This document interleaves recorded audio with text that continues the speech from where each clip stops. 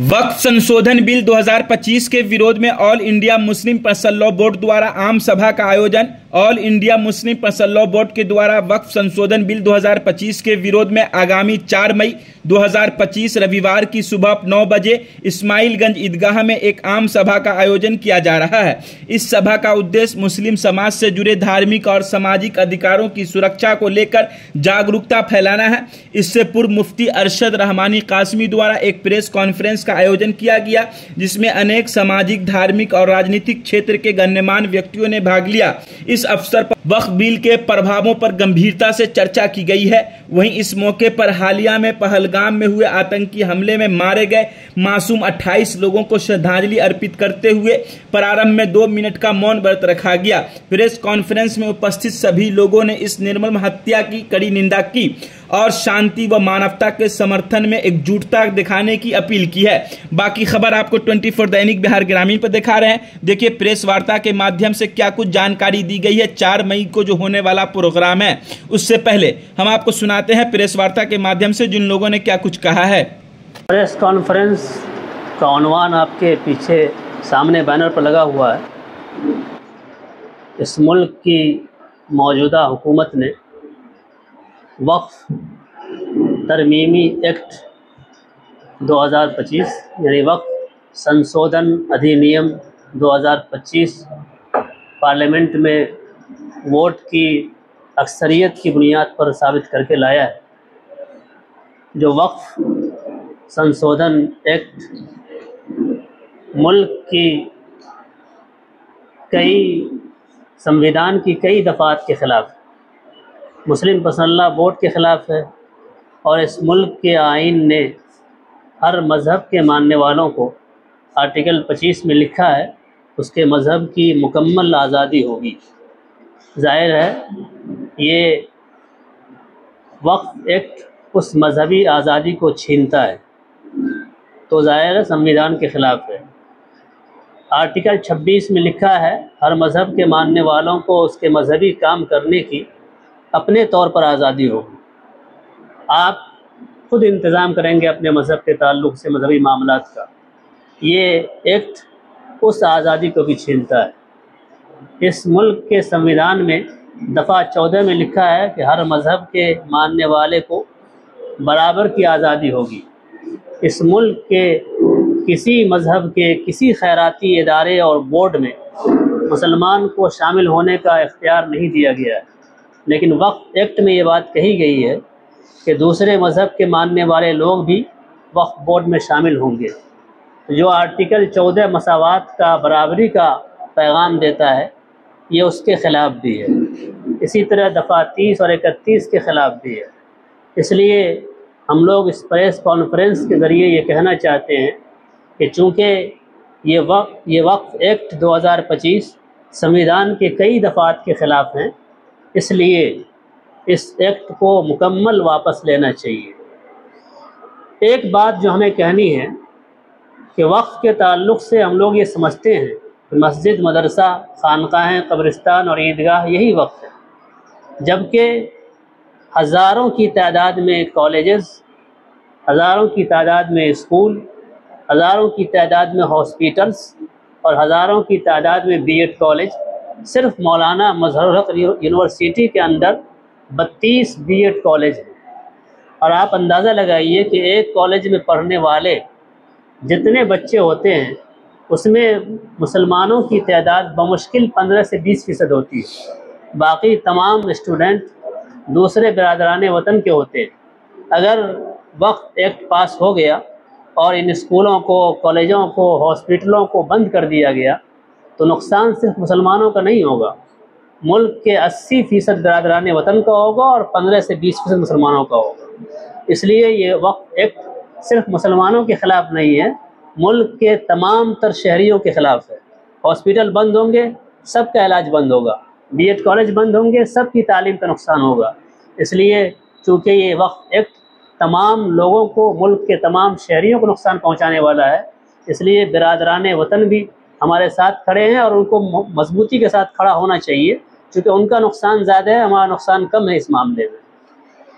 एक बात मुझे और ये कहनी है कि सिर्फ बिहार में 45,103 गांव है, गांव छोटे छोटे गांव। शहर तो सिर्फ 236 है छोटा बड़ा, और गांव में रहने वाले लोग ज़्यादा हैं। कोई गांव ऐसा नहीं होगा जहां 2-4 मुसलमान नहीं रहते हो। हर गांव में कम से कम एक कब्रिस्तान तो होगा, कम से कम एक मस्जिद तो होगी। और आप अंदाज़ा लगाइए कि बिहार की हुकूमत ने ये ऐलान किया है कि हमने 9,000 कब्रिस्तानों की घेराबंदी करवाई है, और वक्फ बोर्ड में रजिस्टर्ड कब्रिस्तान की तादाद सिर्फ 862 है, और गांव कितने हैं? 45,103। तो कितने कब्रिस्तान? ये सब आपको ज़ाहिर है कि आज तो गूगल पे हर चीज़ मिलती है, वो सब मिल जाएगी आपको। तो इतने गांव में अब सिर्फ इतना अंदाज़ा लगाइए कि 9,000 कब्रिस्तानों में सिर्फ 862 कब्रिस्तानों की रजिस्ट्री वक्फ बोर्ड में 76 सालों में हुई, आज़ादी के बाद से अब तक। और इस वक्त एक्ट में कहा गया है कि 6 महीने के अंदर जिन वक्फ की जायदादों को रजिस्टर पोर्टल पर नहीं करवा दिया जाएगा, वो वक्फ की जायदादें ख़त्म हो जाएंगी। तो भला बताइए, 76 साल में 862 कब्रिस्तान रजिस्टर्ड हुआ, 6 महीने में कैसे सारा कब्रिस्तान रजिस्टर्ड हो जाएगा? ये वक्फ की जायदादों को हड़पने का मुकम्मल इंतज़ाम किया गया है। इसलिए हम लोग मजबूती के साथ इस वक्फ एक्ट की मुखालफत करते हैं। वक्फ बाय यूज़र को ख़त्म कर दिया गया। अब भला सोचिए कि जो मंदिर 500 साल 600 साल पहले से बना है, जो मस्जिदें 1000 साल पहले से बनी हैं, जो चर्च 1000 साल पहले से बनी है, उसके कागजात किसके पास होंगे? किसी के पास नहीं होंगे। तो ये तमाम जायदादें बर्बाद हो जाएंगी। इसलिए भी हम इस एक्ट की मुखालफत करते हैं। इस वक्फ एक्ट में ये भी लिखा गया है कि वक्फ करने वाले का 5 साला प्रैक्टिकल मुसलमान होना ज़रूरी है, प्रैक्टिकल। और ये तो बिल में लिखा गया था, वक्फ एक्ट में ये लिख दिया गया कि देखने में मुसलमान होना चाहिए, देखने में भी, शो भी मुसलमान करना चाहिए। भला बताइए, अगर मर्द है तो आप कह सकते हैं कि टोपी दाढ़ी देख करके हम पहचान लेंगे मुसलमान है, लेकिन जो औरतें वक्फ करती हैं उसको कैसे पहचाना जाएगा कि वो 5 साल से मुसलमान है कि नहीं? यानी वक्फ को मुकम्मल बंद करने की प्लानिंग है।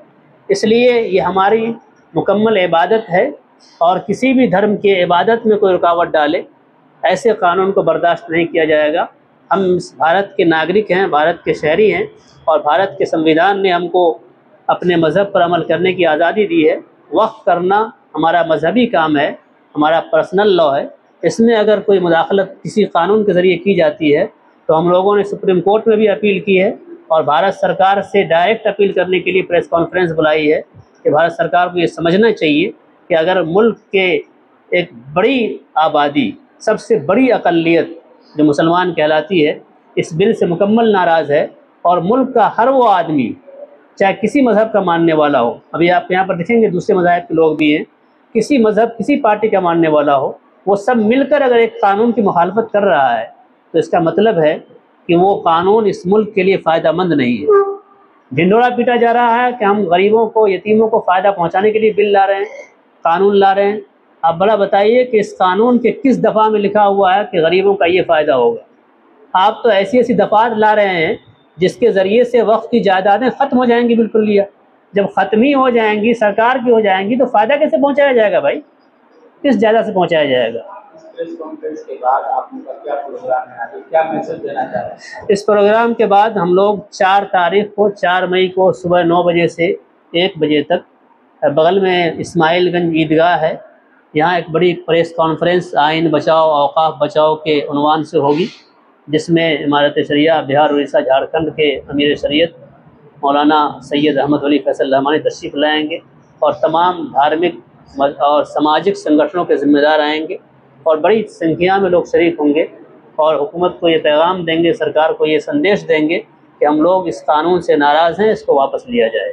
देखिए, सरकार की मंशा वक्फ बिल को लाने को लेकर के स्पष्ट है कि वक्फ की संपत्तियों पर जो कॉरपोरेट घराने हैं उसको देने की पूरी तैयारी है। इसलिए इस मसले में अक़लियत बिरादरी का मामला हो या तमाम जो संगठनों के विरोध हैं, हम भाकपा माले से हैं, और भाकपा माले के जो सांसद हैं कॉमरेड राजा राम सिंह ने संसद के अंदर में मजबूती से वक्फ बिल के तमाम सवालों पर रखा, और उन सवालों पर सरकार ने नजरअंदाज किया और बहुत सारे लोगों ने, जो विपक्ष के तमाम इंडिया गठबंधन के जो साथीगण हैं, तमाम लोगों ने मजबूती से वक्फ बिल के कमजोरियों को रखा।